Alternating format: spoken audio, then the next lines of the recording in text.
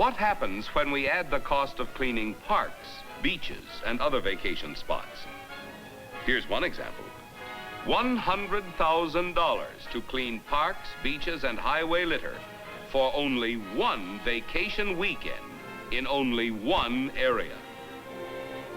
Multiply that on a national basis by weekend after weekend, holiday after holiday. Here's another indication. $5 million a year for just 3 counties in California. Imagine then what the total litter bug cost must be on a nationwide basis.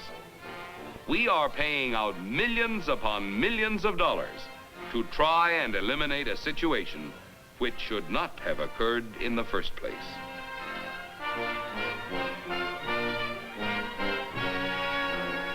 This is money that medical research could use, for example, on lives instead of litter.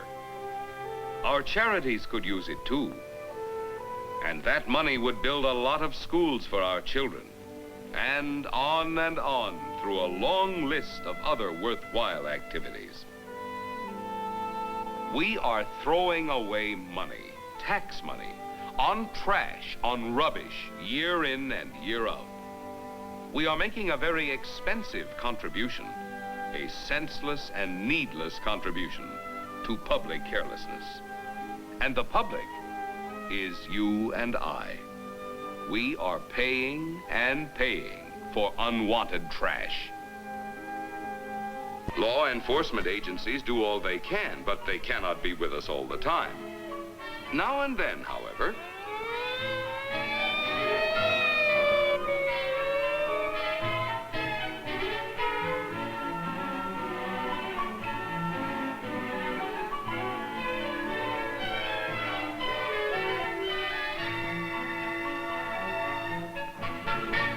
in addition to the fine already imposed on you, I'm going to add a further stipulation and make it a part of the sentence of this court. On Wednesday morning next, at 9 o'clock, you will go to the highway on which you were apprehended. You will be assigned to clean up 1 mile of that highway. Clean it so that it is absolutely free of roadside litter. The court stands adjourned.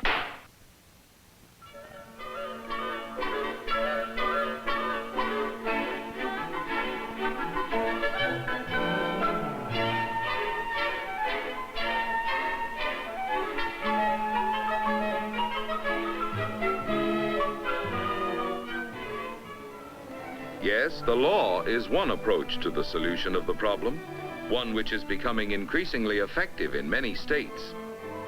Other approaches, too, are being used. Public education, advertising, publicity, promotion, on a national scale. In addition, every effort is made to make the orderly, clean disposal of litter simple, easy, and automatic.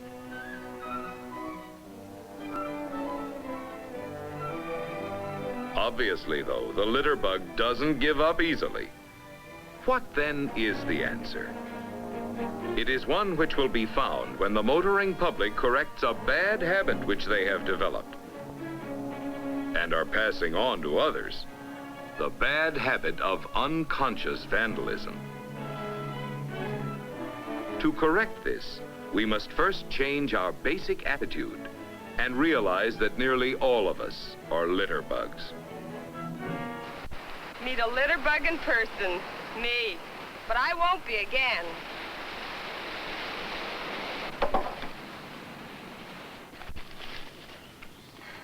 And I criticized other people for littering? Other people are you and me. We'll all have to make a special effort to keep our parks and roadsides clean. It hadn't occurred to me before, but the idea hit me all at once, that I'm as bad as the deliberate litter bug. And I'll bet that you are too. Often, without realizing it, we're all guilty.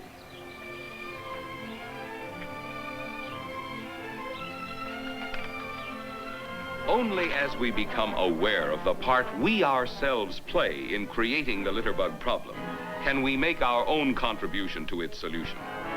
There's a simple yardstick we can use. And here it is. What have I done today to qualify as a litter bug? Perhaps you can remember, perhaps not. Because the great majority of us scatter litter automatically without giving it a conscious thought. The answer, of course, is to give these actions conscious thought and then not do them.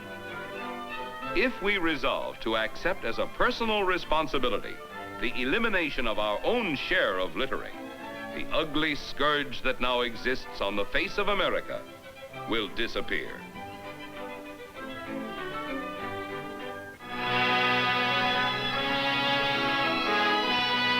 A beautiful country. We have wonderful highways, and we have marvelous cars to drive to any spot we wish to visit.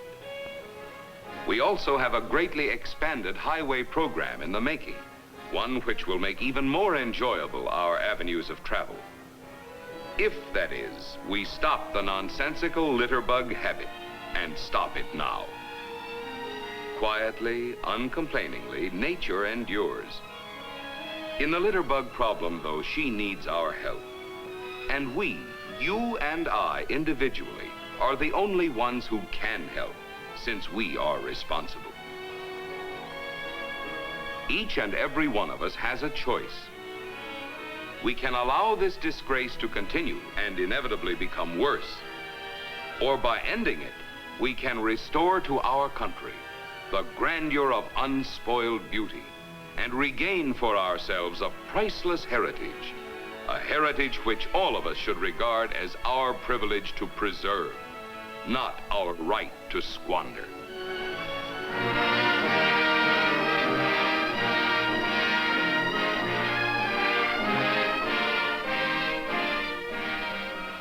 Breathes there a man with soul so dead, who never to himself hath said, "This is my own, my native land." Yes, our native land, America. Her beauty is in our hands. Let us guard this treasure well. Our America, the beautiful.